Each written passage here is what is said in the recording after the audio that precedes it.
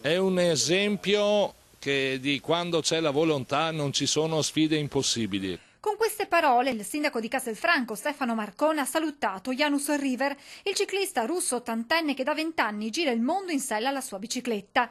Idea la sua nata nel 99, quando decise di girare i vari continenti, ma nel modo che nessuno aveva ancora fatto, ovvero in sella alla bici.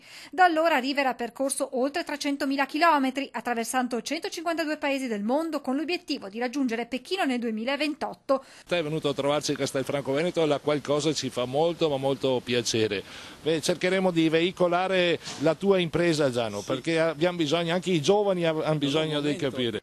L'anno prossimo Janusz River salirà a bordo di una nave che lo porterà in Venezuela, Sud America e da lì partenza per l'Australia per poi chiudere in Cina.